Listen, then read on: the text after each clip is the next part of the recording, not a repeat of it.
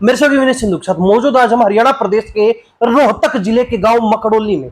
और मकड़ोली में हमारे साथ एक फौजी मौजूद है, ऐसा फौजी जिसको लोग पागल फौजी के नाम से जानते हैं। और ये फौजी कोई आम आदमी नहीं है, कोई ऐसे ही चलता फिरता फौजी नहीं है, बल्कि ये वो फौजी है जो अक्सर निहंग सिखों के साथ नजर आता है। ये वो फौजी है जब निहंग सिखों को हरियाणा के किसी विरोध प्रदर्शन में, किसी आंदोलन में बुलाने की बात होती है, तो सबसे पहले इस फौजी का जिक्र आता है कि यही वो व्यक्ति है, यही वो आदमी है जो निहंग सिखों को यहां पर बुला सकता है।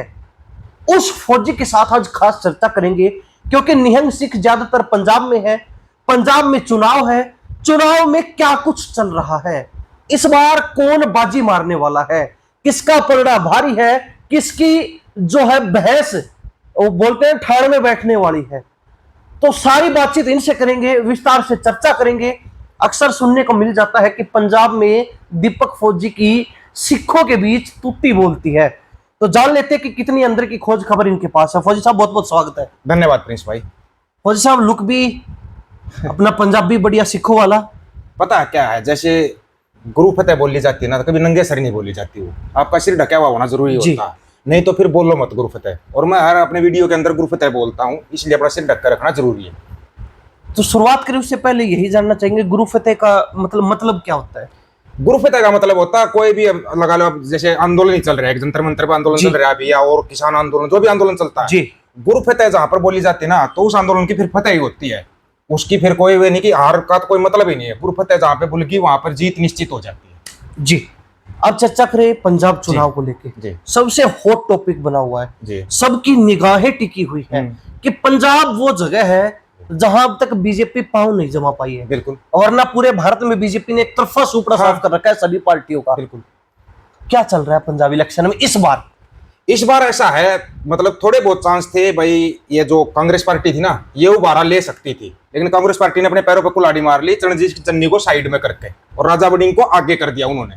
और राजा वड़िंग को इतना पसंद नहीं करते पंजाब के अंदर जितना चरणजीत चन्नी साहब को पसंद करते हैं, क्योंकि लास्ट टाइम को उनको मुख्यमंत्री बनाया गया था जी, तो उन्होंने बड़े अच्छे अच्छे काम किए थे, वो तो मौका नहीं मिल पाया उनको। कांग्रेस अपने पैरों को लड़ाई मार चुकी। बीजेपी बोलती है हर बार जो भी जाता है, अपने नायब सैनी साहब भी पगड़ी बांध कर जाते रहते हैं पंजाब के अंदर। बिल्कुल। लेकिन कभी आप ना इनकी रैलियों को गौर से देखना, अभी मोदी साहब गए थे पंजाब के अंदर, तो रैली में ध्यान से देखो, आपको सामने बैठा एक भी सिख सरदार दिखाई नहीं देगा। आप दोबारा उनके वीडियो निकाल कर देख लेना, सारे वहां के बिहारी भैया उनको पकड़ कर बैठाया हुआ 300-300 रुपए दिहाड़ी पे। वो खुद बोलते कि हम तो बिहार से आए हुए हैं जी। तो इनका तो खाता खुलना मुश्किल है पंजाब के अंदर। अगर ये ईवीएम में गड़बड़ भी करेंगे तो भी इनको सोच लेना चाहिए, जैसे अंग्रेज आए थे ना, अंग्रेजों ने पूरे भारत पर राज कर लिया था, उनको 100 साल हो गए थे भारत पर राज करते हुए, फिर लास्ट के 97 साल उन्होंने पंजाब पर राज किया था। पंजाब पर जब राज किया तो जब फिर पंजाब उठा तो अंग्रेज गायब हो गए थे। वही हाल अब बीजेपी का है, पूरे देश पर धीरे धीरे इन लोगों ने कब्जा कर लिया है। अब ये चल रहे पंजाब की तरफ, या तो इनकी सरकार पहले बात तो बननी नहीं है। अगर ये लगा लो ईवीएम में गड़बड़ करके या और कुछ गड़बड़ करके सरकार बनाएंगे भी ना, तो इनका आखिरी सरकार होगी, फिर ये पूरे देश से ही साफ हो जाएंगे। आपको ऐसा क्यों लगता है? क्योंकि चर्चाएं हैं, हम भी गाहे बगाहे राजनीतिक जानकारों से पूछ लेते हैं, पंजाब में भी हमारे कुछ पत्रकार साथी उनसे भी जान लेते हैं, तो कहते हैं कि इस बार पिछले चुनाव के मुकाबले बीजेपी का पलड़ा कुछ भारी है। कांग्रेस के मुकाबले बात करें, कांग्रेस से पलड़ा भारी बीजेपी का है, और आम आदमी पार्टी कह रहे हैं कि इस बार सरकार कहीं ना कहीं बचत खाते में नजर आ रही है। ऐसा है, बहुत से दावेदार दावा करते हैं भाई रिपीट होगी झाड़ू सरकार, रिपीट करेंगे पंजाब के अंदर। मतलब ही नहीं है रिपीट का। तो आप एक बार पंजाब का पूरा इतिहास उठा के देखो, आज तक कोई सरकार रिपीट नहीं हुई है वहां पे, और ना ही हो सकती रिपीट, होगी भी नहीं। क्योंकि जो झाड़ू ने कारनामे किए हैं, जो टीचरों पर लाठियां चलाई थी, किसानों पर लाठियां चलाई थी, या युवाओं पर लाठियां चलाई थी, वो पंजाब भूला नहीं है। और पंजाब ना गुरुओं पीरों की धरती है, वहां पर आप सीधे मतलब साफ मन से रहोगे ना, तो आपका दिल से स्वागत करेंगे, वो आपके लिए बिछ जाएंगे बिल्कुल। ये नहीं कि आपको कोई कमी महसूस होने दें। लेकिन अगर उनके साथ धोखा पट्टी कर दी ना तो पंजाब किसान आंदोलन को भूलिया है, ना उन 750 किसानों की शहादत को भूलिया है जो बीजेपी के राज में हुई थी जी। ना किसान उस बात को भूलिया, इन्होंने रोडों के ऊपर गड्ढे खोद दिए थे, किले लगा दिए थे जब किसान दिल्ली की तरफ चल रहे थे। उस बात को किसान भूल नहीं रहा है। तो अब ये सोच रहे कि हम सरकार बना लेंगे, या भाई बिहारियों को बिठा कर हम भाषण दे लेंगे, उससे सरकार, या मोदी जी जाकर जैसे पंजाबी बोलते हैं उससे सरकार ऐसे नहीं बनती, उसके लिए काम करने पड़ते हैं। सॉरी। पंजाब की 3 मांगे हैं मैन। तीन मांग है पंजाब की, जो कि कोई भी सरकार कभी पूरी नहीं करती। सरकार वहां पर एक ही नाम से बनती है पंजाब के अंदर, कि हम बंदी सिंह को रिहा करेंगे। झाड़ू सरकार बनी थी बंदी सिंह को रिहाई के नाम से बनी थी। एनआरआईओ से जो इन्होंने फंडिंग ली थी वो इसीलिए ली थी कि हम बंदी सिंह को रिहा करेंगे। प्रोफेसर भुल्लर साहब की किताब अरविंद केजरीवाल की टेबल के ऊपर रखी हुई थी। अगर एक साइन कर देता अरविंद केजरीवाल तो प्रोफेसर भुल्लर आजाद हो सकते थे, लेकिन अरविंद केजरीवाल ने पूरे 5 साल सरकार चला गया, साइन नहीं किया। उसके ऊपर दिल्ली के अंदर सरकार चला गया था ये, तो गई दिल्ली से इसकी सरकार। ऐसे पंजाब से सरकार जाएगी। बंदी सिंह की जैसे रिहाई की बात आती है, भगवंत मान एक फाइल लेकर घूमता था कि हम बंदी सिंह को रिहा करेंगे, उनके घर पे भी जाता था। लेकिन जैसे बात आई जथेदार भाई जगतार सिंह हवारा सभी केसों से बरी हो चुके हैं, तो भगवंत मान का एक बयान आता है कि जथेदार जगतार सिंह हवारा का पंजाब में क्या है। तो किसके लिए गए थे जेल में? पंजाब के लिए ही तो गए थे। पंजाब के लिए कुछ किया था तभी तो जेल में गए थे। अब जो सभी केसों से बरी हो गए तो क्यों नहीं बाहर आ रहे? दूसरी बात, अभी ताजा प्रकरण एक अमृतपाल का हो रखा है, उसके ने भी अपनी पार्टी बना रखी है अकाली दल वारिस पंजाब दे। उसके चांस है 90% सरकार बनाने के, 90%, क्योंकि पंजाब एक पंथक राज्य है, वहां पर पंथक हिसाब से चलती है। और जो पंथक लहर वहां पे चलती है ना, कहीं पर भी नहीं चलती। आप देश के किसी भी बड़े आंदोलन को उठा लो, आजादी की लड़ाई को ले लो, सबसे ज्यादा योगदान आपको सिखों का मिलेगा। आप आपके सामने, चलो आपने रमना आजादी की लड़ाई नहीं देखी, लेकिन किसान आंदोलन तो देखा था आपने जी, पूरा कवर भी किया था, सब कुछ किया था। आपके पापा भी थे, हम भी थे, वहीं थे, पूरा कवर किया था किसान आंदोलन। उस किसान आंदोलन में किसने अगुवाई की थी? पंजाब ने, और जीत के दिखाया। मोदी साहब ने खुद ने बोला कि मेरी तपस्या में कमी रहेगी, मैं किसानों को नहीं समझा पाया। या तो ये लोग आंदोलन करते नहीं है, फिर कर दिया तो ये झुकते नहीं है। अभी सीजेपी आंदोलन कर रही थी, इतने दिन से जंतर मंतर के ऊपर बैठी हुई थी। सीजेपी का संसद मार्च कब हुआ? जब निहंग सिंह वहां पर पहुंचे, तभी सीजेपी का मार्च हो पाया, नहीं तो मार्च नहीं कर पा रहे थे ये लोग।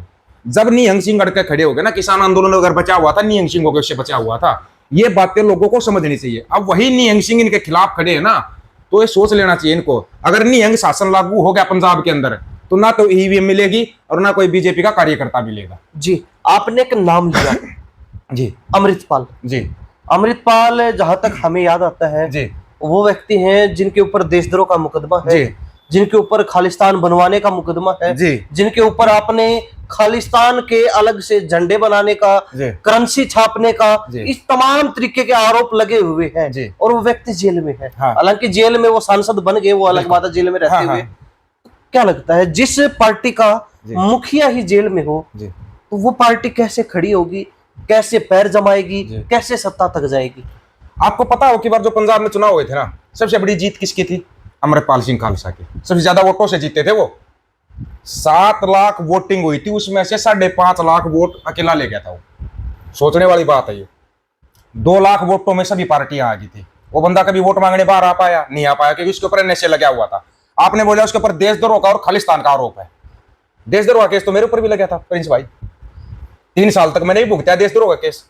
अभी तक पंजाब सरकार और केंद्र सरकार एक भी आरोप साबित नहीं कर पाई अमृतपाल के ऊपर। 3 साल का नशे लगा था, वो भी खत्म हो लिया, फिर उसको बाहर क्यों नहीं आने दिया जा रहा? डर लगता है नहीं सरकारों को अपनी कुर्सी जाने का। वो तो फिर भी लहर चलेगी, उसको वो आएगा नहीं आएगा बाद में आ जाएगा। तब तक बीबी परमजीत कौर खालड़ा है या और बहुत से अगुवाई करने के लिए ये सोचते हैं कि हम पंजाब को लीडरलेस कर दे और अपनी सरकारें चलाते रहें, चाहे वो झाड़ू है, कांग्रेस है, कोई भी है। लेकिन लीडरलेस पंजाब कभी नहीं हो पाएगा जब तक निहंग सिंह वहां पे बैठे हुए हैं। लीडरलेस पंजाब कभी नहीं हो सकता, ये आप लिख के ले लेना। और आप बोल रहे हो जेल में है तो पार्टी कैसे चलेगी? वो तो जेल में ही था, फिर उसका प्रचार कैसे हुआ? उसको इतनी वोटें कैसे मिलेगी? ये एक लहर होती है, लहर जैसे किसान आंदोलन में थी ना, लोक लहर थी वो जी, और वहां पर अब पंथक लहर है, और पंथक पार्टी है अकाली दल वारिस पंजाब दे, तो उसकी तो लहर बनी हुई है। आप बच्चे बच्चे की जुबान पर आप जाओगे, वहां पर कवर भी करके देखोगे, आप देख लेना, बच्चे बच्चे की जुबान पर आपको एक ही नाम मिलेगा, और वो नाम है अमृतपाल सिंह खालसा का। तो ऐसी क्या वजह है बीजेपी जो लगातार प्रयास कर रही है जी, ना लोकसभा चुनाव में ना विधानसभा चुनाव में जड़े जमा पा रही? आम आदमी पार्टी जिसने एक तरफा सरकार बनाई पिछली बार, आप कह रहे हो कि इस बार उसका सुपड़ा साफ है? बिल्कुल है। किसी समय कांग्रेस पार्टी एक छत्र राज करती थी पूरे पंजाब के ऊपर, आप कहते हो कि वो पार्टी भी कहीं दूर दूर तक नजर नहीं आती। क्या वजह होगी कि सारी राष्ट्रीय पार्टियां गायब कर दी, कोने में लगा दी? ऐसा है, सबसे पहले तो किसी भी राज्य का विकास, पहले भी सरकारें बनती रहती थी, केंद्र में कांग्रेस की सरकार रहती थी, लेकिन राज्यों में राज्य सरकारें होती थी। जैसे अपने यहाँ इनेलो हो जाती थी, या उसमें होती थी बिहार में, पंजाब में अकाली दल बादलों की सरकार होती थी। वो एक जो पंथक सरकार होती थी ना, या राज्य की सरकार होती थी, तो राज्यों का भला होता था। अभी आप देख लो, सबसे ज्यादा स्थिति बिगड़ी हुई है हरियाणा की। क्यों? क्योंकि जो बीजेपी ने एक रोड मैप सा बनाया हुआ था, इन्होंने जो राज्य सरकारें थी ना, छोटी मोटी जो पार्टियां थी, पहले उनको खत्म किया इन्होंने, तब अपना एक छत्र राज किया है। लेकिन ये पंजाब के अंदर इस चीज को नहीं कर पाए। इन्होंने हालांकि अकाली दल बादलों को खत्म कर दिया इन्होंने, वहां पर पंथक धीरे पार्टी थी अकाली दल बादल, तो अकाली दल को इन्होंने खत्म कर दिया। लेकिन इनको ये नहीं पता था भी पंथक धीरे दोबारा खड़ी हो जाती है, वो अकाली दल वारिस पंजाब दे के रूप में खड़ी होगी। अब खुद बादल भी उसको समर्थन दे रहे हैं। अकाली दल अमृतसर भी है, सिमरनजीत मान साहब पार्टी, उसने भी समर्थन दे दिया अमृतपाल को। तो क्यों नहीं, लीडरलेस पंजाब को नहीं हो पाएगा। वहां पर पंथक लहर चलती है और पंथक लहर ही चलेगी। पता नहीं, इस बार तो कह रहे थे कि पंजाब में भी रिकॉर्ड टूटने वाला है, बिहार की तरह नहीं, बंगाल की तरह नहीं, पंजाब में भी रिकॉर्ड टूटने वाले हैं, हरियाणा की तरह। लेकिन आप कहते हो कि कोई दूर दूर तक है ही नहीं। बिल्कुल भी नहीं। तो बीजेपी जो दावे कर रही है हाँ, कि हमारी सरकार बनेगी इस बार, हाँ, हम रिकॉर्ड तोड़ेंगे इस बार, हाँ, हम सत्ता में आएंगे इस बार, हाँ, तो वो दावे और आपके दावों में तो दिन रात का जमीन आसमान का अंतर है। ऐसा है। मैं खुद कहता हूं एक बार तो भाई पंजाब में बीजेपी की सरकार बनवा दो एक बार, इनको फिर पता लग जाएगा पंजाब चीज क्या है। अगर ये गलती से भी गलती करेंगे, ईवीएम से गलती करेंगे या किसी चीज से गलती करेंगे, या भी सर चला रखा है इसमें भैयों की वोट बना देंगे, पंजाबियों की वोट काट देंगे, क्योंकि ये सब चला हुआ है। सर हरियाणा में भी चला हुआ है। अकेले नारनौंद विधानसभा में 25,000 वोटें कट गई, और आप उन 25,000 वोटों का कभी डाटा निकलवा के देखना, उसमें 25,000 में से 22,000 जाटों की वोट कटी है। कैसे कट गई वो वोटें? ये मतलब टारगेट करते हैं। 92 लाख वोट काटी थी इन्होंने बंगाल के अंदर, तभी इन्होंने सरकार बनाई है। कितने लाख वोटें बिहार के अंदर काटी थी इन्होंने, जो वहां की आम जनता थी, जो वहां के रहने वाले बाशिंदे थे, उनकी वोटें काट दी इन्होंने। ये देखते हैं ये हमारे को वोट देगा नहीं देगा, ये सर और ईवीएम मिला के ये सरकार बनाते हैं। मैं कह रहा हूं ये सर और ईवीएम मिला के एक बार पंजाब में सरकार बना के देख लो, तुम्हारे को फिर पता लगेगा पंजाब चीज क्या है। क्योंकि उसके बाद जो न्यूज आएगी ना, वो बड़ी अच्छी अच्छी न्यूज आएंगी। बंगाल में तो किसी आम आदमी ने नहीं कहा कि हाँ ईवीएम में चोरी हुई है। विपक्षी पार्टी जो चुनाव हारते वो तो आरोप लगाएंगे, बिल्कुल, उनको तो दर्द होता है चुनाव हारने हाँ, का, सत्ता जाने का, जी, कि यहाँ गड़बड़ी हुई है। हाँ, किसी आम आदमी ने नहीं कहा कि ईवीएम में की गड़बड़ी हुई है, ईवीएम से चोरी हुई है, फलां ढिमका जो भी आरोप लग रहे वो हुई है। कैसे माने इन चीजों? बंगाल का केस सुप्रीम कोर्ट के अंदर पेंडिंग है, बंगाल चुनाव का केस। और जो 5,92 लाख वोट चोरी की गिनती का आरोप लगा था ना, अभी पीछे सी बंगाल में आग लगी थी एक बिल्डिंग के अंदर जी, उसमें कितनी हजार मशीनें जल गई ईवीएम की? हाँ, काफी बड़ी मात्रा में आई थी। 25,000 मशीनें जल गई। वो कौन सी मशीनें जली पता आपको? जो 92 लाख जहां पे वोट कटे हुए थे ना, वहां की मशीनें कैसे जल गई। और आग लगी थी दूसरे माले पे, और 9वें माले पे रखी हुई थी ईवीएम मशीनें। वो तीसरा, चौथा, पांचवा, छठा, सातवां, आठवां माला छोड़कर आग डायरेक्ट 9वें माले पे कैसे पहुंच गई? सोचने वाली बात है। आप कह रहे हो ना कि कोई आरोप नहीं लगा, आरोप लगा हुआ प्रिंस भाई। ये चीजें क्या है, ये गोदी मीडिया हमारे तक पहुंचने नहीं देती, और वो केस पेंडिंग चल रहा है अभी भी सुप्रीम कोर्ट के अंदर। फिर वो ईवीएम मशीनें क्यों जल गई भाई? इसका जवाब कौन देगा? क्योंकि उनमें गड़बड़ की थी इन्होंने। और हम तो कह रहे हैं ऐसी गड़बड़ गलती से भी मत करना तुम पंजाब के अंदर, वो साथ के साथ रिजल्ट दे देंगे। उन्होंने तो मुगलों को भी दिया था, अंग्रेजों को भी दिया था। तानाशाही अगर इंदिरा गांधी ने की थी तो उसको भी रिजल्ट दिया था उन्होंने। वहां पर तानाशाही नहीं चल पाएगी प्रिंस भाई। तो फौजी साहब निहंग सिक्कों के साथ अक्सर नजर आते हैं, बड़े खास संबंध आपके निहंग सिक्कों के साथ है। बिल्कुल, निहंग सिख आपके साथ हरियाणा में नजर आते हैं, हाँ। आप निहंग सिखों के साथ पंजाब में नजर आते हैं। तो क्या मान के चले, एक बार फिर बता दीजिए चलते चलते क्या होने वाला है पंजाब में? पंजाब में पंथक पार्टी बनेगी, अकाली दल वारिस पंजाब दी, अमृतपाल मुख्यमंत्री बनेगा। उसके सारे आरोप हट चुके हैं। अभी हो सका तो अभी संसद सत्र शुरू हो जाएगा इस साल का, तो उसमें भी अटेंड करवाएंगे उसको।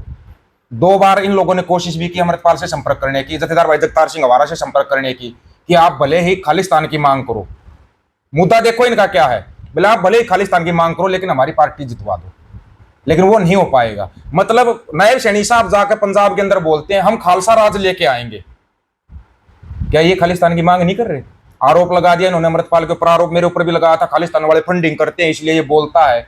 तो कहां गई वो फंडिंग जो इन्होंने आरोप लगाया था? कुछ भी नहीं मिला मेरे पास। तो आपको भी देख लो कुछ हो तो, कौन सी फंडिंग आती है जी। तो इन लोगों को ना एक मन में बैम होया हुआ है, कोई भी आवाज उठती है उसको दबा लो। लेकिन अब नहीं दबा पाएंगे। सरकार बनेगी तो अकाली दल वारिस पंजाब देगी बनेगी। तो पंजाब में चुनाव या तो इस साल के बिल्कुल आखिर तक या फिर अगले साल की शुरुआत में होने वाले हैं। हाँ, तो मान के चले कि ये आपकी फाइनल भविष्यवाणी पंजाब चुनाव को लेके है। बिल्कुल फाइनल है।